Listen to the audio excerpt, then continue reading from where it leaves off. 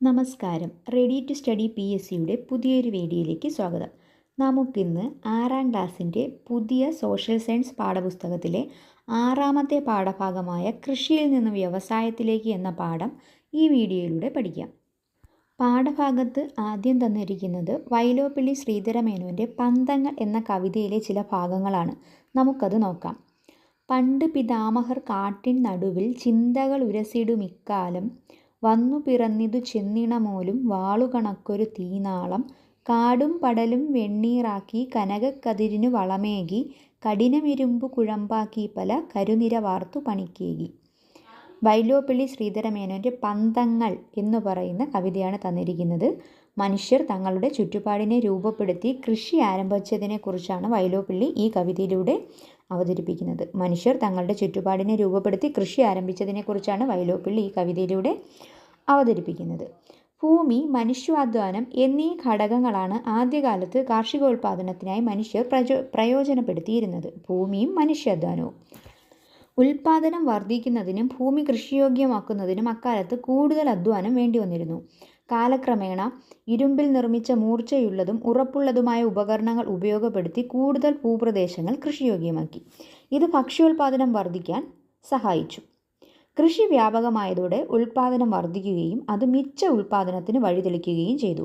അധികം വന്ന ഭക്ഷ്യവസ്തുക്കൾ മനുഷ്യർ ഭാവിയിലെ ഉപയോഗത്തിനായി സൂക്ഷിച്ചു വെച്ചു. കാലക്രമേണ ഭക്ഷ്യവസ്തുക്കൾ സംഭരിക്കുക മാത്രമല്ല ആവശ്യക്കാർക്ക് കൈമാറുകയും ചെയ്തിരുന്നു.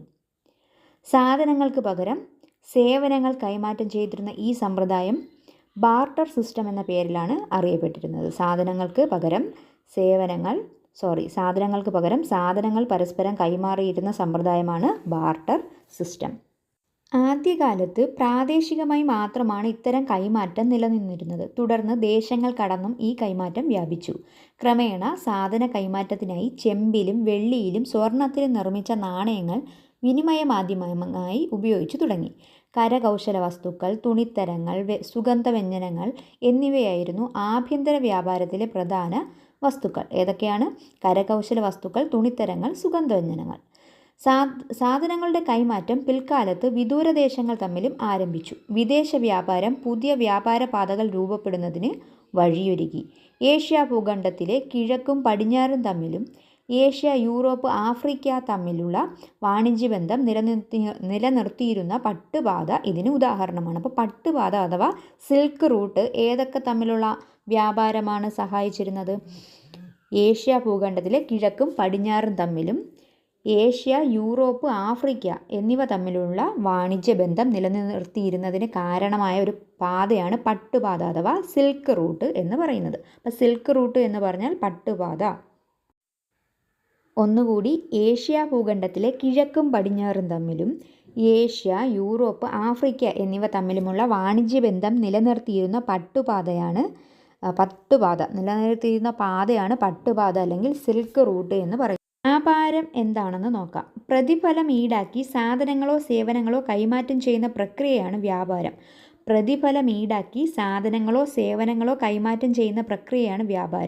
പ്രതിഫലം വാങ്ങിച്ചില്ലെങ്കിൽ അതിന് നമുക്ക് വ്യാപാരം എന്ന് പറയാൻ പറ്റില്ല. പ്രതിഫലം ഈടാക്കി സാധനങ്ങളോ സേവനങ്ങളോ കൈമാറ്റം ചെയ്യുന്ന പ്രക്രിയയാണ് വ്യാപാരം. ഇനി നമുക്കിവിടെ പാഠഭാഗത്ത് കൃഷിയുടെ വ്യാപനം മുതൽ നഗരങ്ങളുടെ രൂപപ്പെടൽ വരെയുള്ള ഒരു ഫ്ലോ ചാർട്ട് തന്നിട്ടുണ്ട്. നമുക്കതൊന്ന് നോക്കാം. ആദ്യം എന്താണ്? കൃഷി വ്യാപിക്കുന്നു. കൃഷി വ്യാപിച്ചാൽ മാത്രമേ ഉൽപ്പാദന മിച്ചമുണ്ടായാലേ അത് നമുക്ക് സംഭരിക്കാനും കൈമാറ്റം ചെയ്യാനും പറ്റും. അപ്പോൾ ആദ്യം കൃഷിയുടെ വ്യാപനം ഉണ്ടാകുന്നു. അവിടെ നിന്ന് മിച്ചോൽപാദനം ഉണ്ടാകുന്നു. ഈ മിച്ചോൽപാദനത്തിൽ നിന്നും ഉൽപ്പന്നം എന്ത് ചെയ്യുന്നു? സംഭരിക്കുന്നു. മിച്ചോൽപാദനത്തിലെ ഉൽപ്പന്നം എന്ത് ചെയ്യുന്നു? സംഭരിക്കുന്നു. മിച്ചമുള്ള ഉൽപ്പന്നം സംഭരിച്ചു വെച്ച ഉൽപ്പന്നം എന്ത് ചെയ്യുന്നു? കൈമാറ്റം ചെയ്യുന്നു. അങ്ങനെ ഉൽപ്പന്നം കൈമാറ്റം ചെയ്ത് തുടങ്ങിയപ്പോഴാണ് ചന്തകളും അങ്ങാടികളുമൊക്കെ രൂപപ്പെടുന്നത്. ഉൽപ്പന്നം കൈമാറ്റം ചെയ്ത് തുടങ്ങിയപ്പോൾ ചന്തകളും അങ്ങാടികളും രൂപം കൊള്ളുന്നു. അവിടെ കച്ചവട കേന്ദ്രങ്ങൾ ഉണ്ടാകുന്നു. അതിനുശേഷം ചന്തകളും അങ്ങാടികളും കച്ചവട കേന്ദ്രങ്ങളായി മാറുകയും പിന്നീട് അവിടെ നഗരങ്ങൾ രൂപപ്പെടുകയും ചെയ്യുന്നു. അപ്പോൾ അതാണ് ആ ഒരു ഫ്ലോ ചാർട്ട് തന്നിരിക്കുന്നത്. കൃഷിയുടെ വ്യാപനം, അതിൽ നിന്ന് മിച്ചോൽപാദനം ഉണ്ടാകുന്നു, ഉൽപ്പന്ന സംഭരണം, ഉൽപ്പന്ന കൈമാറ്റം, ചന്തകൾ അല്ലെങ്കിൽ അങ്ങാടികൾ, കച്ചവട കേന്ദ്രങ്ങൾ അല്ലെങ്കിൽ നഗരങ്ങൾ രൂപപ്പെടുന്നു. ഇനി നമുക്ക് കൗടില്യൻ അർത്ഥശാസ്ത്രത്തിൽ പറഞ്ഞത് എന്താണെന്ന് നോക്കാം. അഭിവൃദ്ധിയുടെ മൂലകാരണം സാമ്പത്തിക പ്രവർത്തനങ്ങളാണ്. അഭിവൃദ്ധിയുടെ മൂലകാരണം സാമ്പത്തിക പ്രവർത്തനങ്ങളാണ്. അതിൻ്റെ അഭാവം ഗുരുതരമായ ദുരിതം കൊണ്ടുവരുന്നു. അതായത് സാമ്പത്തിക പ്രവർത്തനത്തിൻ്റെ അഭാവം ഗുരുതരമായ ദുരിതം കൊണ്ടുവരുന്നു. ഫലവത്തായ സാമ്പത്തിക പ്രവർത്തനങ്ങളുടെ അഭാവം നിലവിലെ അഭിവൃദ്ധിയെയും ഭാവിയിലെ വളർച്ചയെയും അപകടപ്പെടുത്തുന്നു. ഫലവത്തായ സാമ്പത്തിക പ്രവർത്തനങ്ങളുടെ അഭാവം നിലവിലെ അഭിവൃദ്ധിയെയും ഭാവിയിലെ വളർച്ചയെയും അപകടപ്പെടുത്തുന്നു. ഒന്നുകൂടി, അഭിവൃദ്ധിയുടെ മൂല കാരണം സാമ്പത്തിക പ്രവർത്തനങ്ങളാണ്. അതിൻ്റെ അഭാവം ഗുരുതരമായ ദുരിതം കൊണ്ടുവരുന്നു. ഫലവത്തായ സാമ്പത്തിക പ്രവർത്തനങ്ങളുടെ അഭാവം നിലവിലെ അഭിവൃദ്ധിയെയും ഭാവിയിലെ വളർച്ചയെയും അപകടപ്പെടുത്തുന്നു. ഇത് പറഞ്ഞത് ആരാണ്? കൗടില്യനാണ് പറഞ്ഞത്. കൗടില്യൻ എഴുതിയതാണ് അർത്ഥശാസ്ത്രം, അല്ലെങ്കിൽ അർത്ഥശാസ്ത്രം രചിച്ചത് കൗടില്യനാണ്. കൗടില്യൻ ചന്ദ്രഗുപ്ത മൗര്യൻ്റെ മന്ത്രിയായിരുന്നു. ചന്ദ്രഗുപ്ത മൗര്യൻ്റെ മന്ത്രിയാണ് കൗടില്യൻ. കൗടില്യനാണ് അർത്ഥശാസ്ത്രം രചിച്ചത്. ഇനി നമുക്ക് സാമ്പത്തിക പ്രവർത്തനങ്ങൾ എന്താണെന്ന് നോക്കാം. സാമ്പത്തിക പ്രവർത്തനങ്ങൾ എന്താണെന്ന് നോക്കാം. വരുമാനം ലഭ്യമാകുന്ന പ്രവർത്തനങ്ങളാണ് സാമ്പത്തിക പ്രവർത്തനങ്ങൾ. വരുമാനം ലഭ്യമാകുന്ന പ്രവർത്തനങ്ങളാണ് സാമ്പത്തിക പ്രവർത്തനങ്ങൾ. സാമ്പത്തിക പ്രവർത്തനങ്ങൾ സാധ്യമാകുന്നത് ഉൽപ്പാദനം എന്ന പ്രക്രിയയിലൂടെയാണ്. അപ്പോൾ വരുമാനം ലഭ്യമാകുന്ന പ്രവർത്തനങ്ങളെയാണ് നമ്മൾ എന്തെന്ന് പറയുന്നത്? സാമ്പത്തിക പ്രവർത്തനങ്ങളെന്ന് പറയുന്നത്. സാമ്പത്തിക പ്രവർത്തനങ്ങൾ സാധ്യമാകുന്നത് ഏത് വഴിയാണ്, അല്ലെങ്കിൽ എങ്ങനെയാണ് നമുക്ക് വരുമാനം കിട്ടുന്നത്? ഉൽപ്പാദനം എന്ന പ്രക്രിയയിലൂടെയാണ് വരുമാനം കിട്ടുന്നത്. ഇനി സാമ്പത്തിക പ്രവർത്തനങ്ങളെ മൂന്നായി വിഭജിച്ചിരിക്കുന്നു.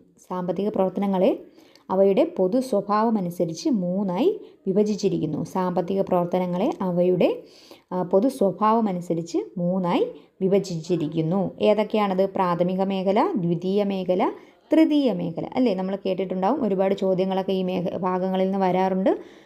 ഏതൊക്കെയാണ് സാമ്പത്തിക പ്രവർത്തനങ്ങളുടെ വിഭജനം? പ്രാഥമിക മേഖല, ദ്വിതീയ മേഖല, തൃതീയ മേഖല. എന്തിൻ്റെ അടിസ്ഥാനത്തിൽ? പൊതു സ്വഭാവത്തിൻ്റെ അടിസ്ഥാനത്തിൽ എന്നേ പറഞ്ഞിട്ടുള്ളൂ. സാമ്പത്തിക പ്രവർത്തനങ്ങളുടെ വിഭജനം മൂന്നായിട്ടാണ്. പ്രാഥമിക മേഖല, ദ്വിതീയ മേഖല, തൃതീയ മേഖല. അവ ഓരോന്ന് നമുക്ക് നോക്കാം. പ്രകൃതി വിഭവങ്ങൾ നേരിട്ട് ഉപയോഗപ്പെടുത്തി നടത്തുന്ന പ്രവർത്തനങ്ങളാണ് പ്രാഥമിക മേഖല. പ്രകൃതി വിഭവങ്ങൾ നേരിട്ട് ഉപയോഗപ്പെടുത്തി നടത്തുന്ന പ്രവർത്തനങ്ങൾ, സാമ്പത്തിക പ്രവർത്തനങ്ങൾ ഉൾപ്പെടുന്ന മേഖലയാണ് പ്രാഥമിക മേഖല. കൃഷിക്ക് പ്രാധാന്യമുള്ളതുകൊണ്ട് നമ്മൾ പ്രാഥമിക മേഖലയെ കാർഷിക മേഖല എന്നും വിളിക്കുന്നു. കൃഷിക്ക് പ്രാധാന്യമുള്ളതുകൊണ്ട് പ്രാഥമിക മേഖലയെ കാർഷിക മേഖലയെന്നും വിളിക്കുന്നു.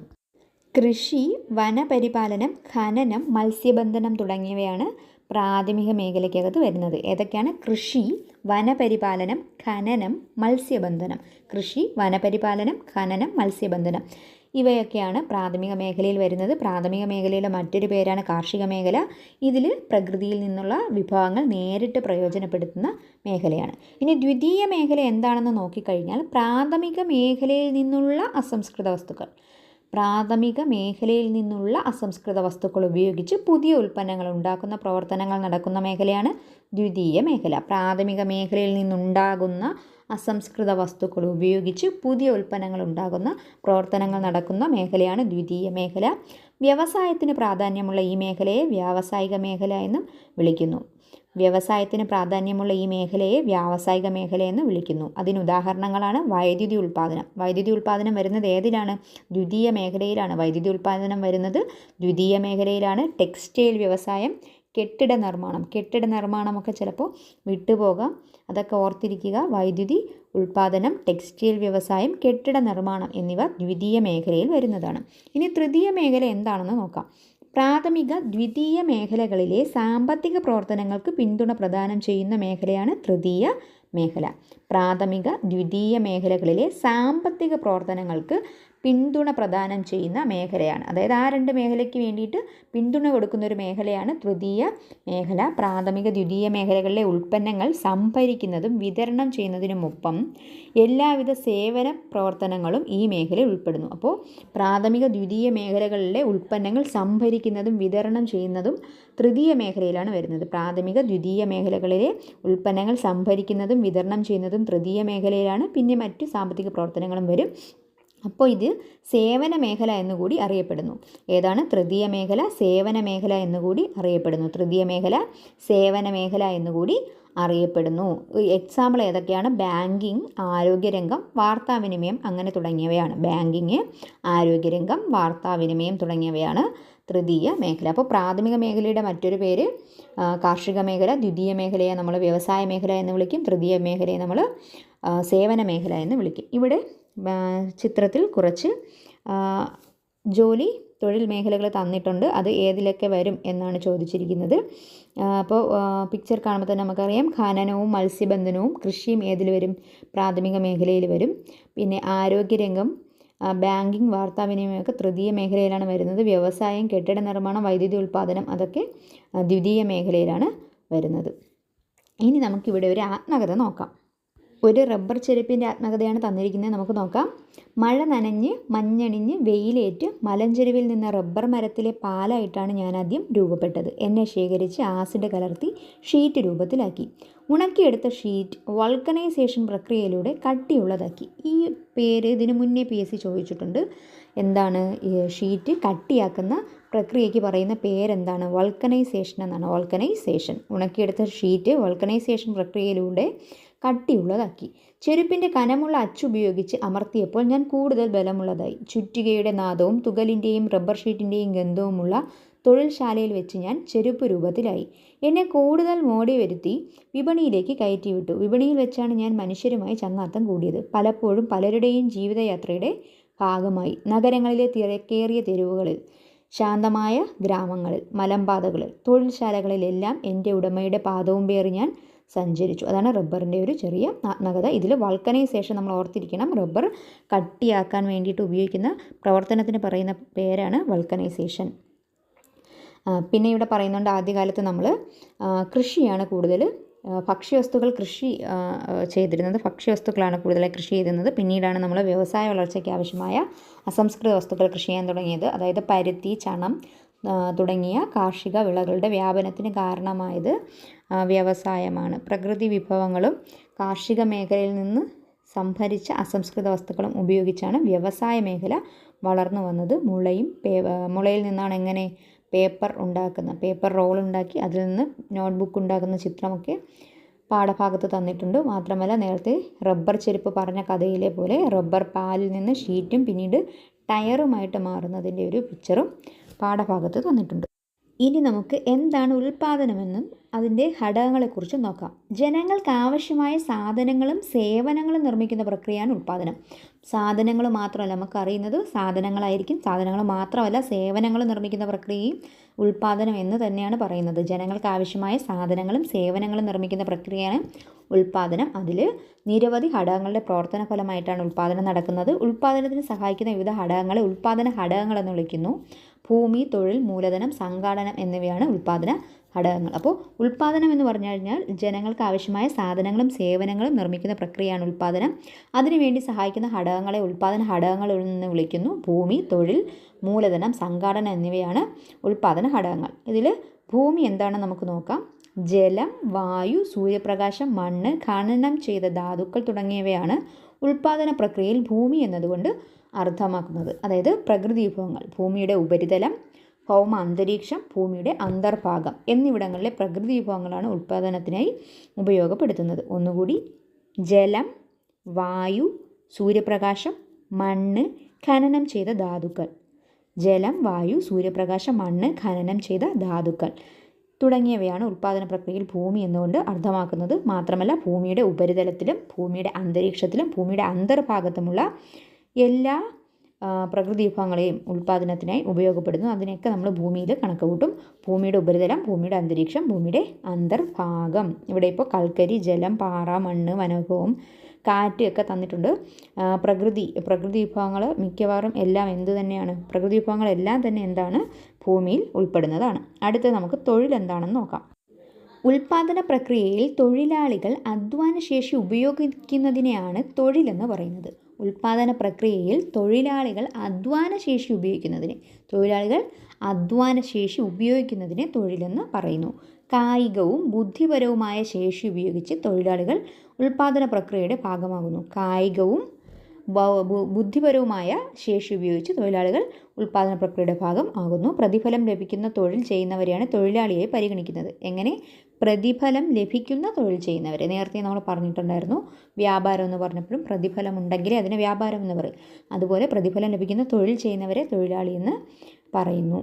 നെക്സ്റ്റ് നമുക്ക് മൂലധനം എന്താണെന്ന് നോക്കാം. അടുത്ത ഘടകമാണ് മൂലധനം. ഏതൊരു ഉൽപ്പന്നത്തിൻ്റെയും ഉൽപ്പാദന പ്രക്രിയയ്ക്ക് മൂലധനം ആവശ്യമാണ്. ഏതൊരു ഉൽപ്പന്നത്തിൻ്റെയും ഉൽപ്പാദന പ്രക്രിയയ്ക്ക് മൂലധനം ആവശ്യമാണ്. സാധനങ്ങളും സേവനങ്ങളും ഉൽപ്പാദിപ്പിക്കുന്നതിന് ഉപയോഗിക്കുന്ന സമ്പത്തിനെയും വിഭവങ്ങളെയും, സമ്പത്തിനെ മാത്രമല്ല, മൂലധനം എന്ന് കേൾക്കുമ്പോൾ നമുക്ക് തോന്നും സമ്പത്തിനെ മാത്രമാണ് പറയുന്നതെന്ന്. സമ്പത്തിനെ മാത്രമല്ല, മറ്റ് വിഭവങ്ങളെയും, ഒരു സാധനങ്ങളും സേവനങ്ങളും ഉൽപ്പാദിപ്പിക്കുന്നതിന് ഉപയോഗിക്കുന്ന സമ്പത്തിനെയും വിഭവങ്ങളെയും മൂലധനം എന്നുകൊണ്ട് അർത്ഥമാക്കുന്നു. അതായത് കെട്ടിടം വരും, ഫാക്ടറി, യന്ത്രം, അസംസ്കൃത വസ്തുക്കൾ, വാഹനം, കമ്പ്യൂട്ടർ, തൊഴിലാളികൾക്കുള്ള വേതനം, ഇതെല്ലാം മൂലധനത്തിൻ്റെ ഭാഗമാണ്. അപ്പം നമ്മൾ മൂലധനം എന്ന് കേൾക്കുമ്പോൾ നമുക്ക് തോന്നും സമ്പത്ത് മാത്രമേ ഉള്ളൂ എന്ന്. സമ്പത്ത് മാത്രമല്ല, വിഭവങ്ങളെയും മൂലധനമെന്ന് പറയും. ഫാക്ടറി, കെട്ടിടങ്ങൾ, യന്ത്രങ്ങൾ, അസംസ്കൃത വസ്തുക്കൾ, വാഹനങ്ങൾ, കമ്പ്യൂട്ടറുകൾ, തൊഴിലാളികൾക്കുള്ള വേതനം തുടങ്ങിയ അടിസ്ഥാനപരമായിട്ട് നമുക്കൊരു വ്യവസായം ചെയ്യേണ്ട അതിനുള്ള ആവശ്യമായിട്ടുള്ള സാധനങ്ങളെയെല്ലാം നമ്മൾ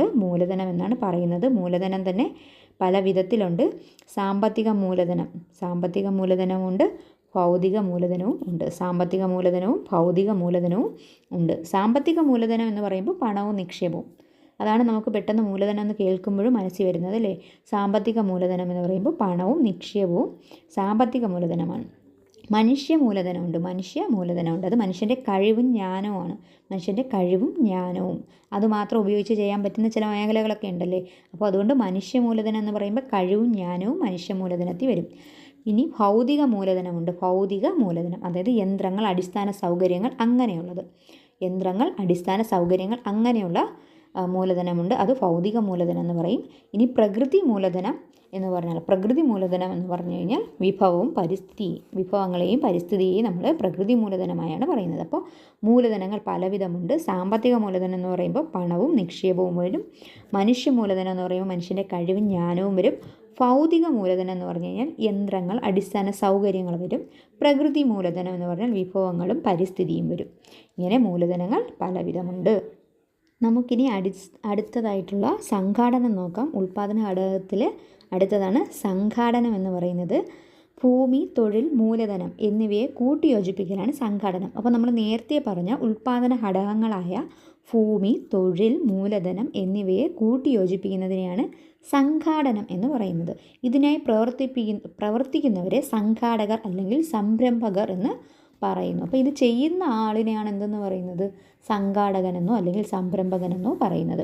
ഉൽപ്പാദന ഘടകങ്ങളായ ഭൂമി, തൊഴിൽ, മൂലധനം എന്നിവയെ കൂട്ടിയോജിപ്പിക്കലാണ് സംഘാടനം. ഇതിനായി പ്രവർത്തിക്കുന്നവർ സംഘാടകർ അല്ലെങ്കിൽ സംരംഭകർ എന്നറിയപ്പെടുന്നു. ഒരു പുതിയ ബിസിനസ് ആശയം രൂപപ്പെടുത്തുക, അതിനാവശ്യമായ മൂലധനം സമാഹരിക്കുക, ആ ആശയം പ്രാവർത്തികമാക്കുക എന്നിവ സംഘാടനത്തിൻ്റെ ഭാഗമാണ്. നമ്മളൊരു ബിസിനസ് ചെയ്യാനിറങ്ങിയാൽ നമ്മളും ഒരു സംഘാടകനാണ്. അപ്പോൾ അത് ചെയ്യുന്ന ആൾ എല്ലാത്തിനെയും കൂട്ടിയോജിപ്പിച്ച് എല്ലാം നേതൃത്വം കൊടുത്ത് ചെയ്യുന്ന ആ ആളിനെയാണ് നമ്മൾ എന്തെന്ന് പറയുന്നത്? സംഘാടകൻ എന്ന് പറയുന്നത്. ആ ആൾ ചെയ്യുന്ന പ്രവർത്തനത്തിന് നമ്മൾ സംഘാടനം എന്ന് പറയും. ഉൽപ്പാദന ഘടകങ്ങൾ ഒത്തുചേർന്ന് പ്രവർത്തിക്കുമ്പോഴാണ് ഉൽപ്പാദനവും അതിലൂടെ ഉൽപ്പന്നവും രൂപപ്പെടുന്നത്. ഉൽപ്പാദന ഘടകങ്ങളായ ഭൂമി, തൊഴിൽ, മൂലധനം, സംഘാടനം എന്നിവയ്ക്ക് പ്രതിഫലം ആവശ്യമാണ്. അപ്പോൾ എന്താണ് നമ്മൾ ഇത്രയും നേരം പഠിച്ച ഈ 4 ഘടകങ്ങൾക്കും എന്തുണ്ട്? പ്രതിഫലമുണ്ട്. അത് പലപ്പോഴും PSC പരീക്ഷകൾക്ക് ചോദിച്ചിട്ടുള്ളതാണ്. അതൊന്ന് ശ്രദ്ധിച്ച് പഠിക്കുക. ഭൂമി എന്ന് പറയുന്ന ഉൽപ്പാദന ഘടകത്തിൻ്റെ പ്രതിഫലം എന്തായിരിക്കും? നമുക്കറിയാവുന്നത് തന്നെയാണ്, നമ്മൾ കേട്ടിട്ടുള്ളതാണ്. പാട്ടം എന്ന് പറയും. പാട്ടം അഥവാ റെൻറ്റ്. ഭൂമി പാട്ടത്തിന് കൊടുത്തു എന്നൊക്കെ കേട്ടിട്ടില്ലേ? ഉൽപ്പാദന ഘടകമായിട്ടുള്ള ഭൂമിയുടെ പ്രതിഫലമാണ് പാട്ടം. തൊഴിലിൻ്റെ പ്രതിഫലം എന്താണ്? കൂലി, വേജ് അല്ലെങ്കിൽ സാലറി. തൊഴിലിൻ്റെ പ്രതിഫലമാണ് കൂലി, വേജ് അല്ലെങ്കിൽ സാലറി എന്ന് പറയും. അപ്പോൾ ഭൂമിയുടേത് പാട്ടം, തൊഴിലിൻ്റെത് കൂലി, മൂലധനത്തിൻ്റെ പലിശ,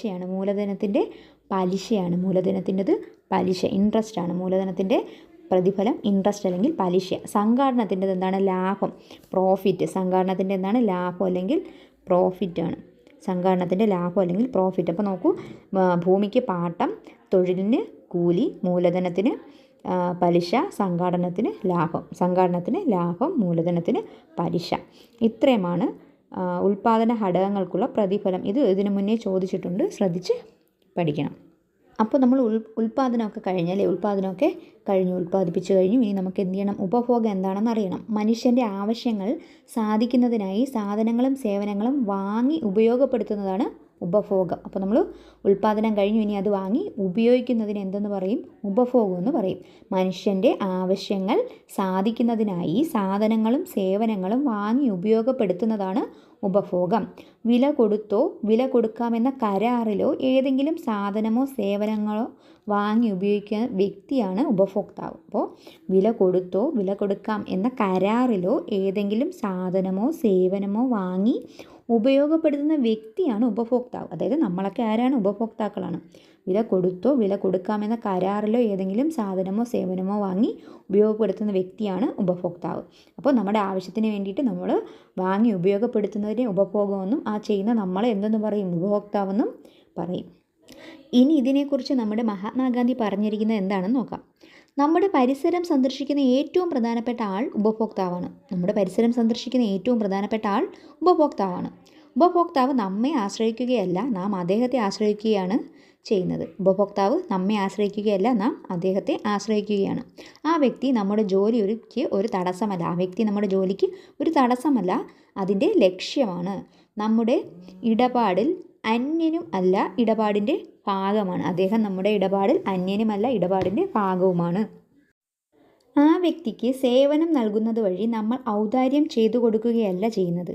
സേവിക്കാനുള്ള ഒരവസരം ഒരുക്കി കൊടുക്കുന്നത് വഴി നമുക്കൊരു ഔദാര്യം ചെയ്ത് തരികയാണ്. ആ വ്യക്തിക്ക് സേവനം നൽകുന്നത് വഴി നമ്മളൊരു ഔദാര്യം ചെയ്തു കൊടുക്കുകയല്ല, സേവിക്കാനുള്ള അവസരം ഒരുക്കി കൊടുക്കുന്നത് വഴി നമുക്കൊരു ഔദാര്യം ചെയ്തു തരികയാണ് എന്നാണ് ഗാന്ധിജി ഇതിനെക്കുറിച്ച് പറഞ്ഞിരിക്കുന്നത്. പല ബാങ്കുകളിലും പോകുമ്പോൾ ഇതൊക്കെ ഒട്ടിച്ചു വച്ചിരിക്കുന്നത് കണ്ടിട്ടില്ലേ? ഇനി നോക്കൂ, ഒരു ഉപഭോക്താവ് എന്ന നിലയിൽ എന്തൊക്കെ അവകാശങ്ങളാണ് നമുക്ക് കിട്ടേണ്ടത്? ഒരു ഉപഭോക്താവ് എന്ന നിലയിൽ നമുക്ക് കിട്ടേണ്ട അവകാശങ്ങളാണ് ഗുണമേന്മ, വിശ്വാസ്യത, വിൽപ്പനാനന്തര സേവനം, അളവിലും തൂക്കത്തിലുമുള്ള കൃത്യത. 4 പാഠഭാഗത്ത് പറഞ്ഞിട്ടുണ്ട്. ഇതിനു മുന്നേ PSC ചോദിച്ചിട്ടും ഉണ്ട്. ഗുണമേന്മ, വിശ്വാസ്യത, വിൽപ്പനാനന്തര സേവനം, അളവിലും തൂക്കത്തിലുമുള്ള കൃത്യത. ഗുണമേന്മ, വിശ്വാസ്യത, വിൽപ്പനാനന്തര സേവനം, അളവിലും തൂക്കത്തിലുമുള്ള കൃത്യത. ഒരു ഉപഭോക്താവ് എന്ന നിലയിൽ നമുക്ക് കിട്ടേണ്ട അവകാശങ്ങളാണ് ഈ പറഞ്ഞവയെല്ലാം. ഉപഭോക്താവിന് കിട്ടേണ്ട അവകാശങ്ങൾ നിഷേധിക്കപ്പെട്ടാൽ ബന്ധപ്പെട്ട സർക്കാർ വകുപ്പുകളെയും ഉപഭോക്തൃ കോടതികളെയും സമീപിക്കാവുന്നതാണ്. ജില്ലാ, സംസ്ഥാന, ദേശീയ തലങ്ങളിൽ ഉപഭോക്തൃ തർക്ക പരിഹാര കോടതികൾ നിലവിലുണ്ട്. ജില്ലാ, സംസ്ഥാന, ദേശീയ തലങ്ങളിൽ ഉപഭോക്തൃ തർക്ക പരിഹാര കോടതികൾ നിലവിലുണ്ട്. ഉപഭോക്താക്കൾ ചൂഷണം ചെയ്യപ്പെടുന്നത് തടയാനായി ശക്തമായ നിയമങ്ങൾ, ഉപഭോക്തൃ വിദ്യാഭ്യാസം എന്നിവ ആവശ്യമാണ്. 1986 ഇന്ത്യയിൽ ഉപഭോക്തൃ സംരക്ഷണ നിയമം നിലവിൽ വന്നത്. ഇന്ത്യയിൽ 1986 ഉപഭോക്തൃ സംരക്ഷണ നിയമം, കൺസ്യൂമർ പ്രൊട്ടക്ഷൻ ആക്ട് 1986 കേട്ടിട്ടില്ലേ? Consumer protection act 1986. ഇന്ത്യയിൽ ഉപഭോക്തൃ സംരക്ഷണ നിയമം നിലവിൽ വന്നത് 1986. ഇത്രയും കാര്യങ്ങളാണ് ഈ പാഠഭാഗത്തിലുള്ളത്. ഇമ്പോർട്ടൻ്റ് ആയിട്ടുള്ള കാര്യങ്ങൾ ഒന്നുകൂടി നോക്കാം. വൈലോപ്പിള്ളി ശ്രീധരമേനോൻ്റെ കവിതയാണ് പന്തങ്ങൾ. പന്തങ്ങൾ എന്നുള്ള ഭാഗം വൈലോപ്പിള്ളി ശ്രീധരമേനോൻ്റെ കവിതയിലുള്ളതാണ്. അർത്ഥശാസ്ത്രം എഴുതിയത് കൗടില്യനാണ്. ചന്ദ്രഗുപ്ത മൗര്യൻ്റെ മന്ത്രിയായിരുന്നു കൗടില്യൻ. പിന്നെ സാമ്പത്തിക പ്രവർത്തനങ്ങളുടെ വിഭജനം നമ്മൾ പഠിച്ച പ്രാഥമിക, ദ്വിതീയ, തൃതീയ മേഖലകൾ എപ്പോഴും PSCക്ക് ചോദ്യം വരുന്ന മേഖലകളാണ്. അതിൻ്റെ മറ്റ് പേരുകൾ കാർഷിക മേഖല, വ്യവസായ മേഖല, സേവന മേഖല. പിന്നെ അതിൻ്റെ ഉദാഹരണങ്ങൾ നോക്കി വെച്ചിരിക്കണം. അതിൽ നിന്ന് ഒരുപാട് ചോദ്യങ്ങൾ എപ്പോഴും ചോദിക്കുന്നതാണ്. പിന്നെ വൾക്കനൈസേഷൻ സയൻസ് ഭാഗത്ത് വരുന്നൊരു ചോദ്യമാണ്. റബ്ബർ ഷീറ്റുകളൊക്കെ കട്ടിയാക്കാൻ വേണ്ടിയിട്ട് ഉപയോഗിക്കുന്ന പ്രവർത്തനത്തിൻ്റെ പേരാണ് വൾക്കനൈസേഷൻ എന്ന് പറയുന്നത്. ഉൽപ്പാദന ഘടകങ്ങളും അവയുടെ പ്രതിഫലവും. പ്രതിഫലം നോക്കി വെച്ചിരിക്കുക. പിന്നെ ഉപഭോക്തൃ നിയമം 1986.